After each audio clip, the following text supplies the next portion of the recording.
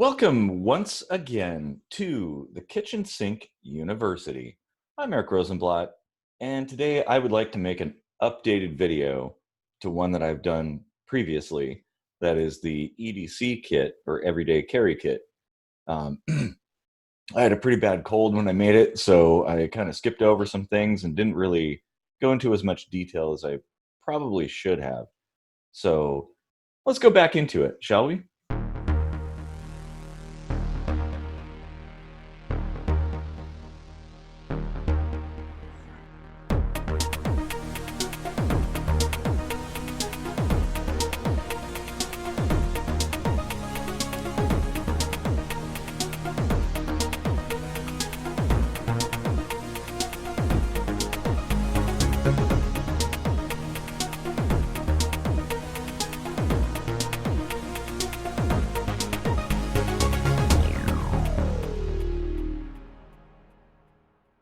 All right, so here's my kit laid out.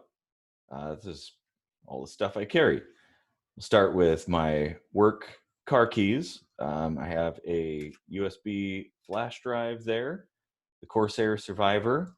That has Hiron's boot CD on it and some other utilities and things like that. I use it all the time. And the fact that it's got a pretty hardcore aluminum housing to protect it from the elements is something I really like. So next, we have my personal car key with a carabiner, one of the D-shaped carabiners, which of course, this is a proper climbing carabiner and you can use it for climbing, or you could use it to attach things together, that kind of thing. Or if you had to, you could probably use it as aluminum knuckles for self-defense.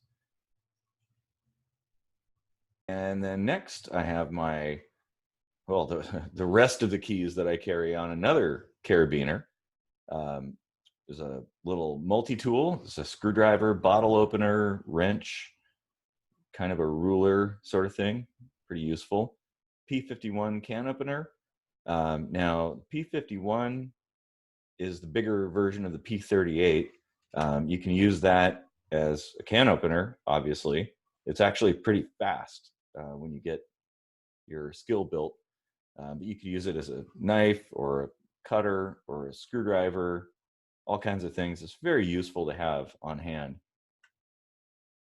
And amongst the other keys, I have a handcuff key, just in case you got to get yourself out of some handcuffs. And then the most important thing, in my opinion, is a pocket knife. This particular one is the Kershaw Hinderer knife, a spring assist. I carry it daily, use it daily. It's been pretty reliable, pretty good knife. Never really had any problems with it. I did have, this is my second one actually. The first one, the spring broke after maybe 5 years of use, I think. But it's a great knife, very, very compact.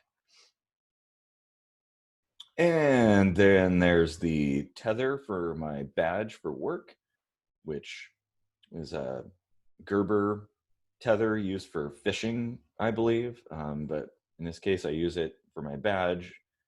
It's a little bit overkill, but it could have other uses in a survival situation.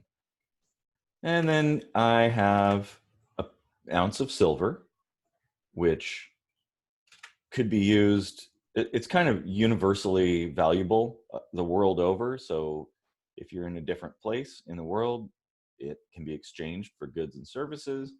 If your local currency becomes valueless for some reason, there you go. You have a means of maybe hitching a ride or something like that, or getting some food or resources that you need. And then another thing that I carry is a couple of fresh naps, as these are called, hand wipes. Of course, you can use them to clean your hands, which is actually a very important thing in a survival situation. You can also use them as butt wipes if you have to. Um, Generally just a good thing to have. They've actually come in handy a few times in the past. I won't tell any stories. So then I also have a flashlight. It's a Streamlight Stylus Pro.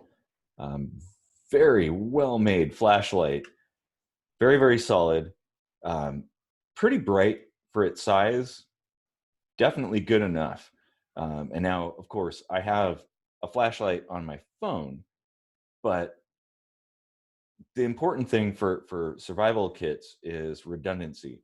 When you have something that's very important, knives, uh, light, fire, things like that, you want redundancy. More than one way to do something. So I have a flashlight and I have a flashlight on my phone. So if one fails, I've got another one.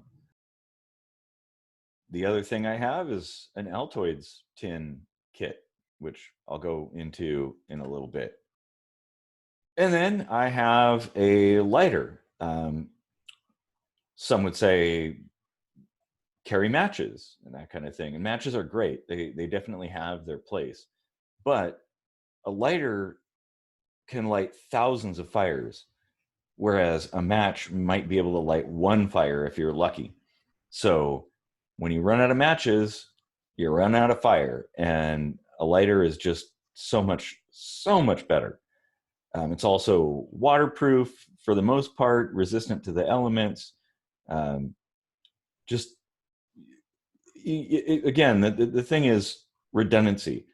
Carry some matches and carry a lighter. That's what I do. And then, of course, my vape device, pretty important for me. Carry it every day. And then there's my wallet. I've got cash, credit cards, personal stuff in there. Pretty standard fare.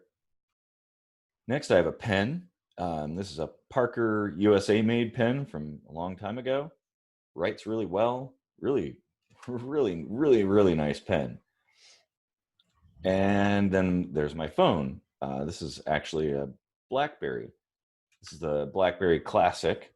And people would probably wonder why somebody in 2019 is carrying a BlackBerry. Um, well, there's a lot of different reasons, actually. So mostly what I use a phone for is a couple different things. I use it to text. I use it to make phone calls. I take a couple pictures, make a few notes, basic stuff. Occasionally jump on the internet and look something up, but I don't do a lot with it. So it does everything that I need it to do, but it comes with an added benefit, other than, of course, the really cool physical keyboard. I have alien skin, so the touchscreen stuff really doesn't work very well with me. So I need a physical keyboard on the device. It's also not that common. So if you're thinking about people hacking things or writing malicious software for a mobile device, a BlackBerry is a good thing because very few people have them. Everybody's got an Android phone or an Apple phone or something like that. How many people have a BlackBerry? And so it's kind of security through obscurity, I guess, in that regard. But it works well enough for me. And I also have a pair of gloves. It's kind of important in the wintertime. Keep your hands warm, keep them dry, that kind of thing. Protect your hands from injury. Um, and these are the type that go up my arm, gauntlet style gloves. I really like them, actually. And last but not least, you have the Ruger LCP pistol. This is a 380 handgun, 6 rounds in the magazine, 1 in the chamber, so 6+1. Has no safety other than I guess the fact that it's kind of a pseudo double action only trigger. It's very compact, lightweight. That's why I chose it. Some people would say, well, you should have 9mm or a 45 or 50 AE or something like that. And I mean, if you could open carry that, maybe, but from the standpoint of concealed carry, those kinds of handguns tend to be very bulky, and so it's kind of, you're sort of discouraged from carrying it. Whereas the LCP, very light, very small, um, very reliable in my experience. It's something you can easily carry all the time, and that's what really matters. Is when you need it, you have a means of self-defense. Um, some would argue, there are definitely arguments all over the internet as far as the effectiveness of 380 versus 9mm or 45 or whatever. Um, but I think it's probably good enough, because here's the thing: in most self-defense situations, it's very close range. You don't have to worry about accuracy. You don't have to really worry about power necessarily. Um, it's probably enough. I mean, hell, people have been killed with one shot from a 22 long rifle. So 380, it's good enough. All right, now let's break into that Altoids tin kit. So yeah, this is a fairly standard Altoids tin with pretty heavy duty rubber band wrapped around it. It's actually a bracelet for veterans support, kind of a promotional thing. But works great for holding that Altoids tin together, because it'll pop open in your pocket and spew its contents everywhere. So you got to kind of put something around it. And the rubber band, being as heavy duty as it is, could be used for all kinds of things. I mean, you could probably make a slingshot out of that if you wanted to. And slingshots can be actually pretty effective for hunting small game if you develop your skill on that. So, all right, let's dive into this now. The first thing I've got here is 2 Chloroflock tablets, and these are for water treatment, purification, killing all the microorganisms and things like that. And Chloroflock actually has the added benefit that it will cause sediments, stuff, material in the water to fall to the bottom, which is pretty nice, especially if you're dealing with dirty water and stuff like that. I think these tablets, 2 of them can treat 2 liters. I think it's 1 liter a piece. So that's enough to survive for a little while. And it's important to note here, by the way, a lot of people think in a survival situation, the first thing you should do is secure food. And I don't understand that, because you can go like 30 days without food. But here's the thing: you might be able to go 3 days without water. So water is very much more important than food. Then, of course, if it's very cold, you could freeze, hypothermia, things like that, very, very quickly within the span of a few hours. So shelter is actually the very first thing you should do in a survival situation. Then you look for water, secure your water source, and then you look for food. Just a side note. Okay, let's move on. The next thing I have here is a little Ziploc bag with some paracord inside it. I believe it's about as long as a bootlace. I measured it out to be about that long, so I could use it as an emergency replacement for a bootlace. It's probably enough to do a few things with. Anybody who knows anything about paracord knows that it has a multitude of survival uses, far beyond just replacing a broken shoelace. And then wrapped around that bag, there is a length of gaffer tape. Gaffer tape is kind of similar to duct tape, but in my opinion, it's actually a little bit better. So to each their own, though.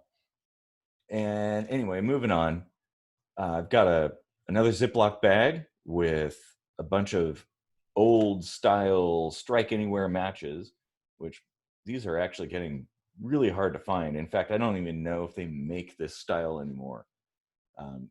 So I have a few of them laying around, and a couple of them are in this kit. Now, this is, again, this redundancy sort of thing. I have a lighter in my coat pocket, but I also carry enough matches to start a few fires in this kit. Secured to the bag with a piece of tape is an X-Acto blade, one of the standard kind of ones you use for an X-Acto knife. You can use it, of course, for cutting things, possibly use it for minor surgery, things like that. You could use it for carving and whittling. You can also use it to make a tiny spear. If you lash it through the hole in the back to a stick or something, you could probably make a tiny spear to kill small game with. The next thing in the kit is a lens cleaning cloth. And me, of course, being somebody that has glasses, it's kind of important. Now, you could use it for wiping off other kinds of lenses, like on a camera or something like that.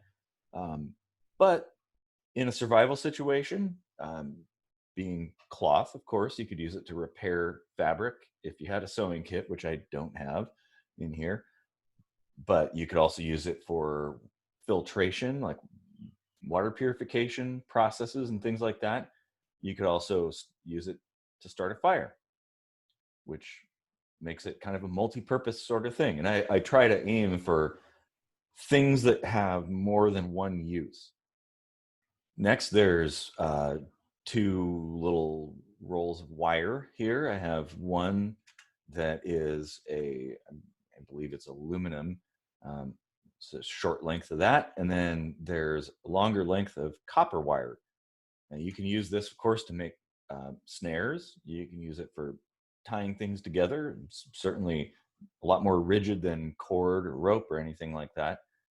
Of course, the copper wire in a pinch could be used to repair electronics or even make a circuit. And the next in the kit, I have this tiny fold-out knife, which unfortunately I don't know the brand of, but it's really cool. The mechanism of it is neat, the way it folds out and stuff. Again, with redundancy, I've got a standard pocket knife, but there's another knife. And of course, there's the X-Acto blade. So there's a multitude of knives. Very important. This one folds up neatly and safely and fits in the kit quite well. So I've added it to the kit. Next, there's a set of fingernail clippers. And one would ask, well, why would you bother putting fingernail clippers in a survival kit? Well, yeah, you could cut your fingernails with it, but they could also be used to cut cord or wire or other things that would otherwise be difficult to cut. And of course, this particular one, the little flap on the top has a nail file, which could be used to file things and grind things down if you had to. It's all around kind of useful thing. Doesn't take up much space. All right, and then there's a really short pencil. Now, of course, the pencil could be used to write things, which is pretty important. And since it's made of wood, you could potentially scrape it apart and make some fire starting material with it as well, even still preserving the graphite core to be able to write with. So it's a good thing to include in the kit. And the next thing, I have a packet of Goody's headache powder, which is, in my experience, has been probably the most effective headache remedy on the planet. I think it's mostly aspirin and acetaminophen or something like that. Caffeine, I think that's 3 compounds. You put it under your tongue, wait for a while, then drink it down. It tastes like battery acid, but God, it works really, really well. So I always include it because I'm one of those people that gets headaches and migraines and stuff. So it's got to be in the kit. Next, there's a couple of bandages. Just pretty important thing to have. It doesn't take up a lot of space, but if you get a cut, it's a great way to cover it up. And then I have another flash drive. This particular one doesn't have anything on it, but it could. I probably should actually include some extra utilities on it, but This particular one has nothing. Then there's a single-edged razor blade. Yet again, with the cutting tools, kind of important to have. This could be used for scraping, cutting, carving, maybe even surgery if you had to. Again, you just can't have enough knives. It's kind of the moral of the story there. All right, then I also have a pretty heavy duty paper clip, which is another type of wire actually. Um, if you unfold it, you can use it to hold things together. It's very rigid, very strong. Just again, with the redundancy, having multiple ways of doing the same sort of thing. And for me, the paperclip serves as a component of a snare. And then, of course, there is a push pin, which could be used as a pick or a little tiny spear or something like that. And then I have the P38 can opener. This is the little brother of the P51. All right. And then there's a couple of safety pins. So safety pins could be used obviously to hold fabric together to repair tears or things like that. They can also be used, at least I've heard that people have used them for fishing hooks. I don't know if that's actually possible, but it's an option and it doesn't take up a lot of room. Also, I have a variety of nails. You can use nails for all kinds of things, building stuff, holding things together. You can tie off a lure to a nail. You can use nails to secure your shelter. Maybe make a teeny tiny little spear out of it. I don't know. And next, there's a couple of pieces of paper, which of course you could write on. You might make a map of where you've been, recording waypoints, things like that. Maybe you write down a message to rescuers or something like that. You could also tear the paper apart to make breadcrumbs to retrace your steps as you explore and try to find ways out of where you are. And of course, paper being flammable, it could be used to start a fire. And then there's a folded up piece of aluminum foil. What could you use that for? Well, you might make a signal mirror or something. You could fold it into a little container to cook something in. The possibilities are endless there. And talking about signal mirrors, the Altoids tin itself can act as a signal mirror. So again, with the redundancy. And the last thing in the kit is a bobby pin, which is a pretty rigid piece of wire. So you could use it for all kinds of different purposes, including in a pinch with a little bit of skill and practice, you can make a lockpick out of it. And I've done that and it actually works. Not very well, but it works. So that's my EDC kit. I hope you found this informative and educational and perhaps are inspired to create a kit of your own. I'd love to hear what other people put into their kits, the components and the reasons why. It's very, very fascinating.